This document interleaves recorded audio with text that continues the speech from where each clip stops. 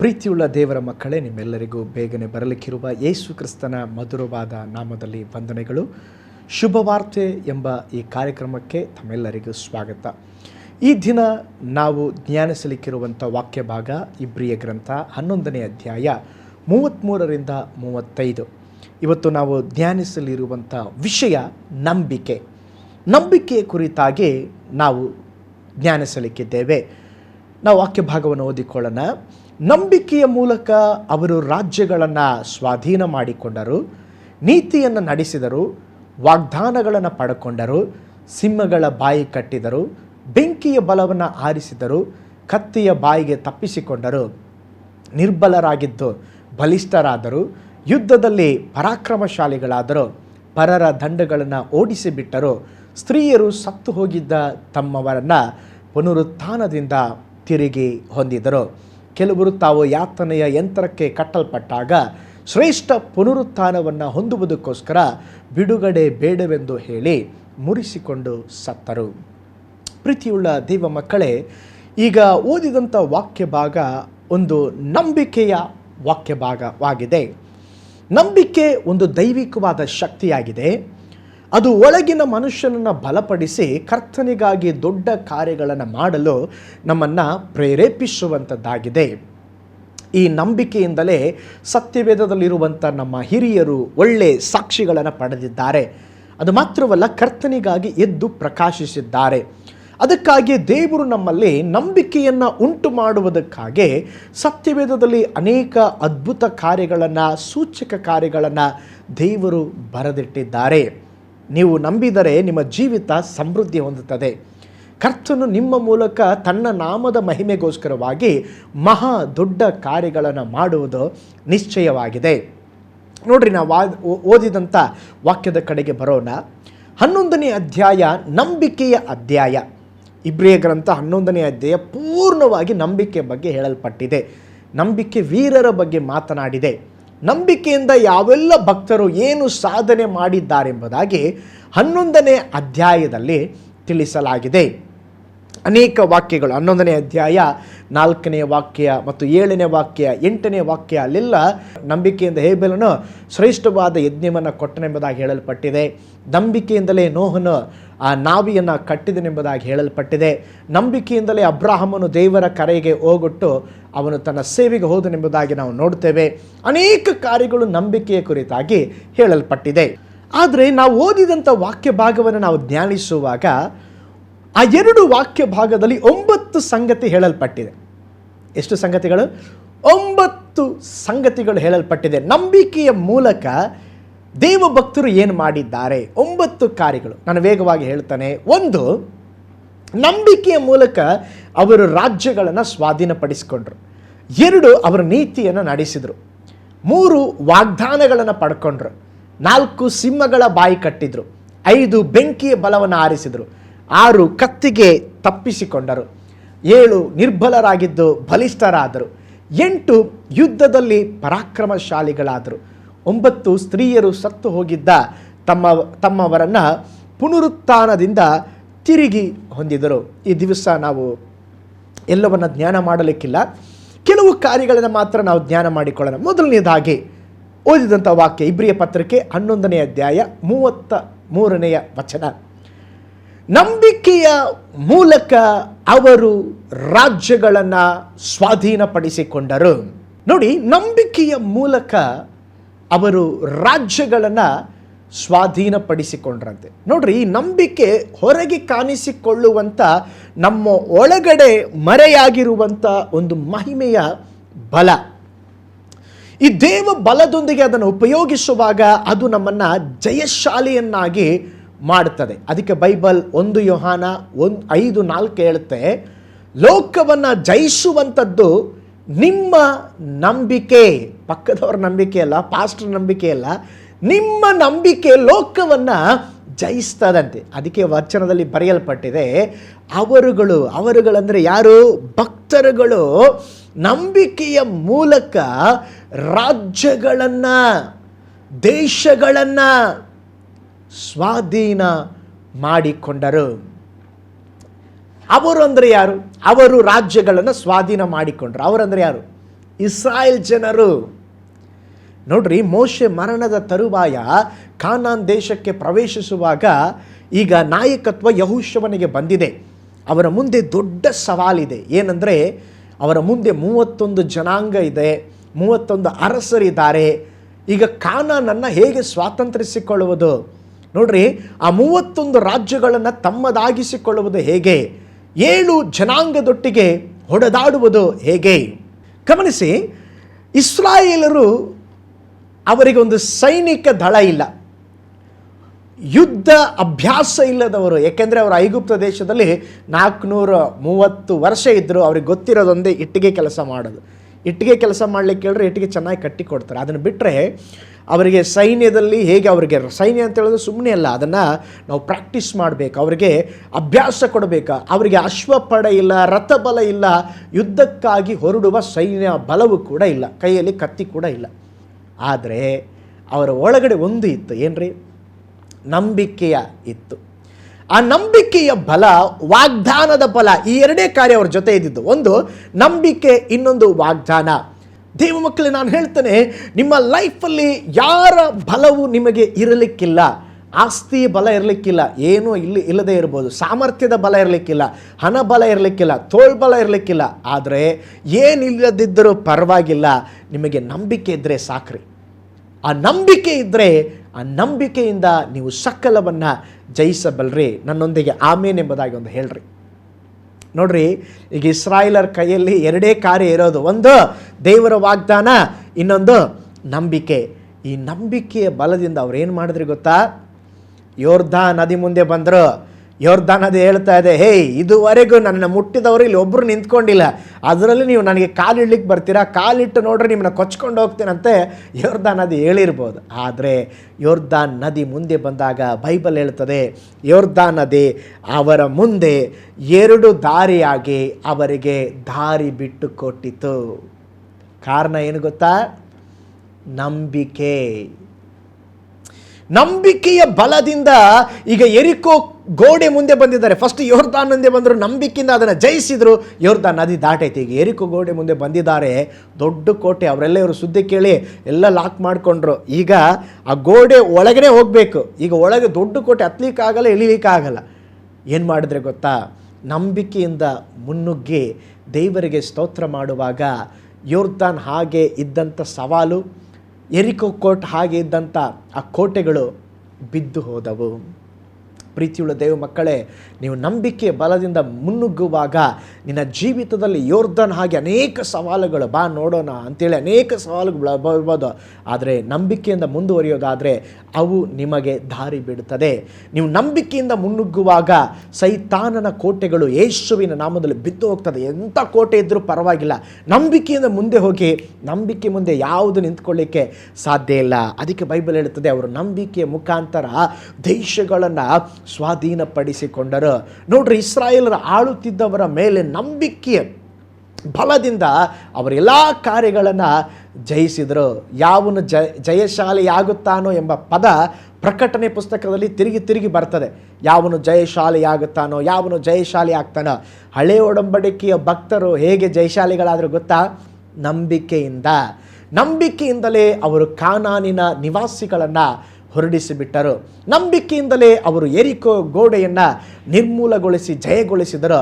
ಹೊಸ ಒಡಂಬಡಿಕೆಯ ಭಕ್ತರಾದ ನಾವು ಕೂಡ ನಂಬಿಕೆಯಿಂದ ಜಯಿಸೋಣ, ನಂಬಿಕೆಯಿಂದ ಜೀವಿಸೋಣ. ಅದಕ್ಕೆ ಬೈಬಲ್ ಹೇಳುತ್ತದೆ, ಎಫೆಸ ಪತ್ರಿಕೆ 6ನೇ ಅಧ್ಯಾಯ 12ನೇ ವಾಕ್ಯ ಹೇಳುತ್ತದೆ, ನಾವು ಹೋರಾಡುವುದು ಮನುಷ್ಯ ಮಾತ್ರ ಸಂಗಡವಲ್ಲ, ರಾಜ್ಯತ್ವಗಳ ಮೇಲೆಯೋ, ಅಧಿಕಾರಿಗಳ ಮೇಲೆಯೋ, ಅಂಧಕಾರ ಲೋಕಾಧಿಪತಿಗಳ ಮೇಲೆಯೋ, ಆಕಾಶ ಮಂಡಲದಿರುವ ದುರಾತ್ಮಗಳ ಸೈನ್ಯ ಮೇಲೆಯೂ ನಾವು ಹೋರಾಡುವವರಾಗಿದ್ದೇವೆ. ಹಾಗಾದರೆ ನಂಬಿಕೆ ಸಾಧಾರಣವಾದದ್ದಲ್ರಿ. ನಂಬಿಕೆಯಿಂದ ಅವರು ದೇಶಗಳನ್ನೇ ಸ್ವಾಧೀನಪಡಿಸಿಕೊಂಡ್ರು.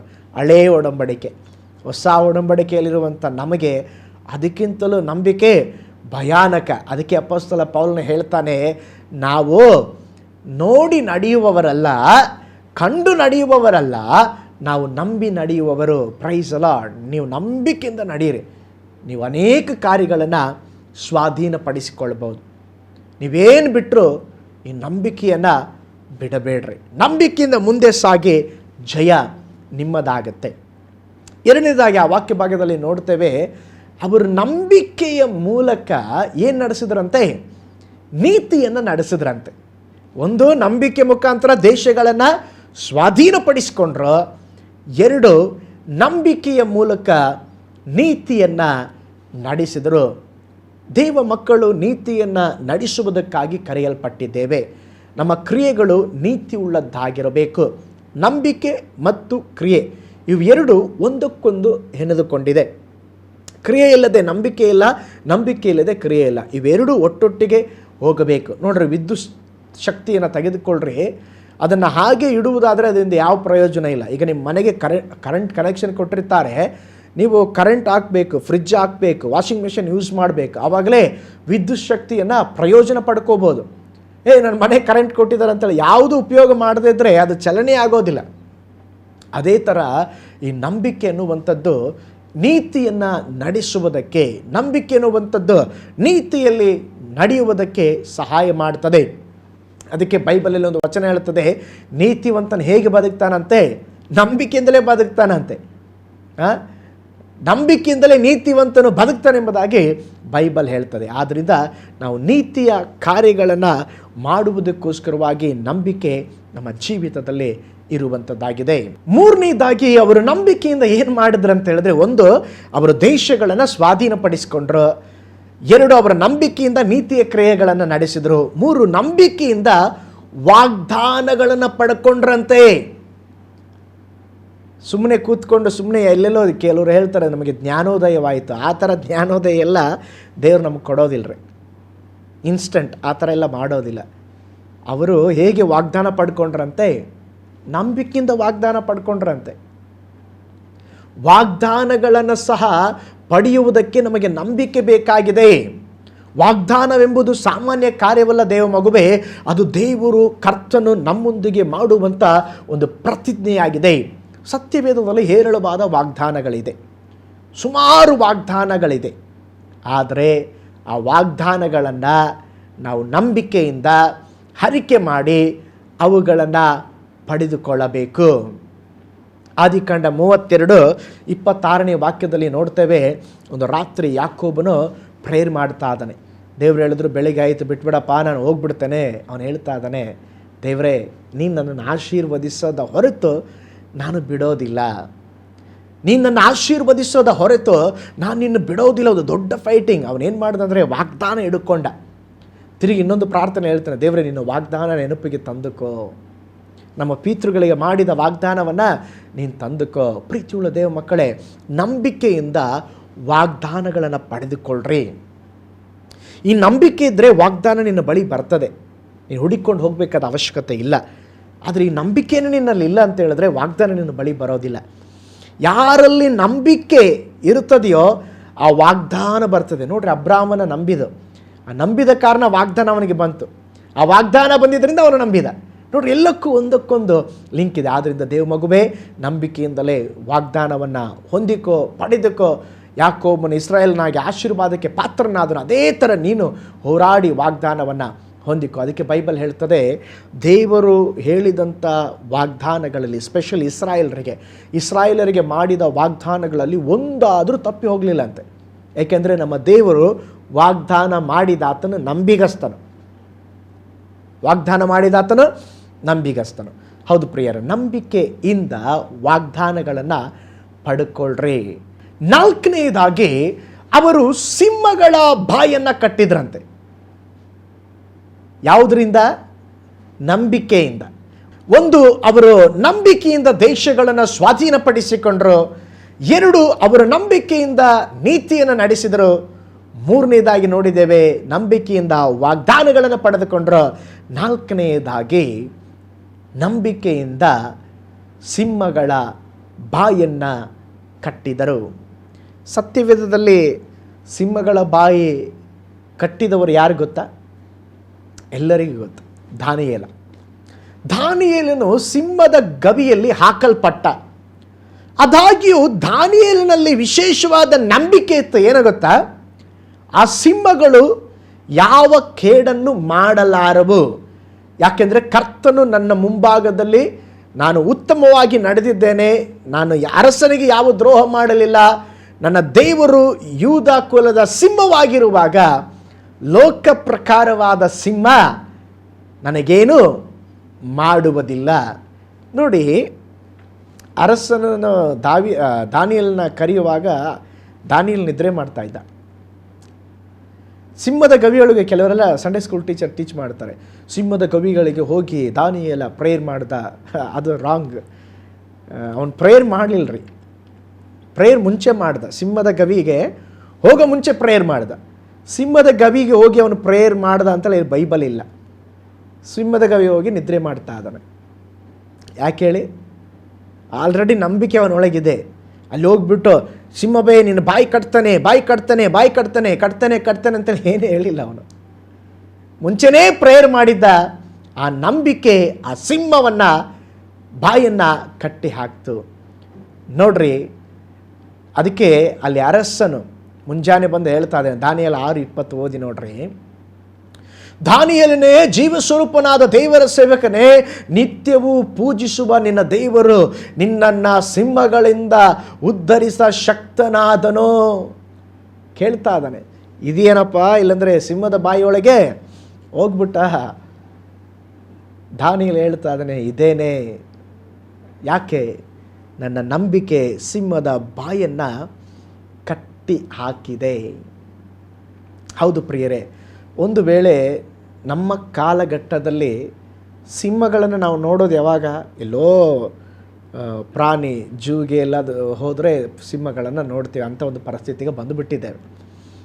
ಆದರೆ ಸಿಂಹ, ನಿಜವಾದ ಸಿಂಹಗಳು ಇಲ್ಲದೇ ಇರ್ಬೋದು, ನಿಜತ್ವದ ಸಿಂಹಗಳ ಹಾಗೆ ನಮ್ಮ ಸುತ್ತಲೂ ಕೆಲವು ಮನುಷ್ಯ ಸಿಂಹಗಳಿದೆ.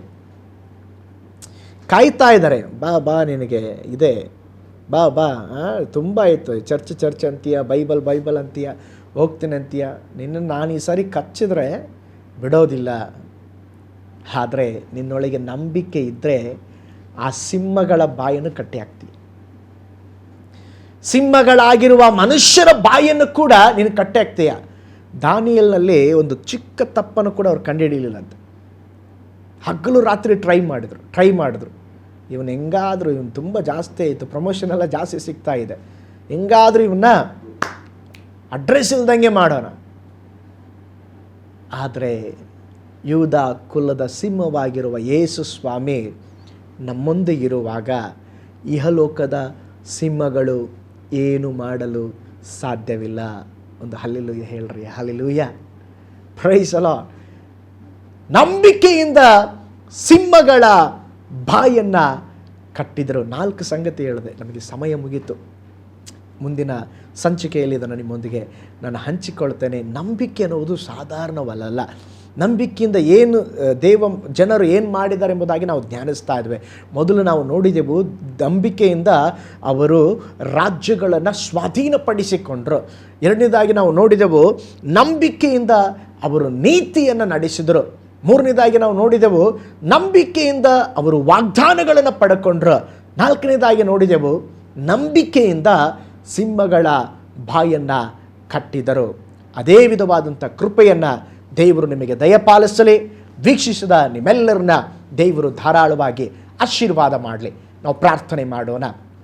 ಪರಲೋಕದಲ್ಲಿ ವಾಸ ಮಾಡುವಂಥ ನಮ್ಮ ತಂದೆಯಾದ ದೇವರೇ, ನೀನು ಒಳ್ಳೆಯ ದೇವರು, ಒಳ್ಳೆಯದನ್ನೇ ಮಾಡುವ ದೇವರು ಅಪ್ಪ. ಇದನ್ನು ಕೂಡ ನಂಬಿಕೆ ಕುರಿತಾಗಿ ನಾವು ಜ್ಞಾನಿಸುವಂತೆ ಸಹಾಯ ಮಾಡಿದ್ದಕ್ಕಾಗಿ ಸ್ತೋತ್ರ ಅಪ್ಪ. ನಂಬಿಕೆ ಅನ್ನೋದು ನಮ್ಮಲ್ಲಿ ಇದ್ದರೆ ಅನೇಕ ಹಳೆಯ ಒಡಂಬಡಿಕೆ ಭಕ್ತರು ನಂಬಿಕೆಯಿಂದ ಏನೆಲ್ಲ ಮಾಡಿದ್ರು ದೇವರೇ, ಅದಕ್ಕೆ ಅನೇಕ ಸಾಕ್ಷಿಗಳನ್ನ ನಾವು ಈ ದಿವಸ ಧ್ಯಾನಿಸಿದ್ದೇವಪ್ಪ. ನಮ್ಮ ಲೈಫಲ್ಲಿ ಕೂಡ ಸ್ವಾಮಿ ನಾವೇನು ಇಲ್ಲದವರಾಗಿದ್ದೇವೆ, ಆದರೆ ನಂಬಿಕೆ ಇರಬೇಕಪ್ಪ ದೇವರೇ. ನಮಗೆ ನಂಬಿಕೆಯನ್ನು ಕೊಡ್ರಿ. ಆ ನಂಬಿಕೆಯಿಂದ ಜೀವಿಸುವಂತೆ, ನಂಬಿಕೆಯಿಂದ ವಾಗ್ದಾನ ಪಡೆಯುವಂತೆ, ನಂಬಿಕೆಯಿಂದ ಸಿಂಹಗಳ ಬಾಯನ್ನು ಕಟ್ಟುವುದಕ್ಕೆ ಒಂದು ವಿಶೇಷವಾದ ಕೃಪೆ ಕೊಡ್ರಿ. ವೀಕ್ಷಿಸುವಂಥ ಪ್ರತಿಯೊಬ್ಬರಿಗೂ ದೇವರೇ ನಂಬಿಕೆ ಹೆಚ್ಚಾಗಲಿ ಕರ್ತೇನೆ, ನಂಬಿಕೆಯಲ್ಲಿ ಬೆಳೆಯಲಿ ಸ್ವಾಮಿ. ನಿನ್ನ ಮಕ್ಕಳನ್ನು ಆಶೀರ್ವದಿಸು, ಬಲಪಡಿಸು, ಯೇಸುವಿನ ಹೆಸರಿನಲ್ಲಿ ತಂದೆಯೇ, ಆಮೇನ್. ಮೈ ಗಾಡ್ ಬ್ಲೆಸ್ ಯು. ದೇವರು ನಿಮ್ಮೆಲ್ಲರನ್ನ ಆಶೀರ್ವಾದ ಮಾಡಲಿ.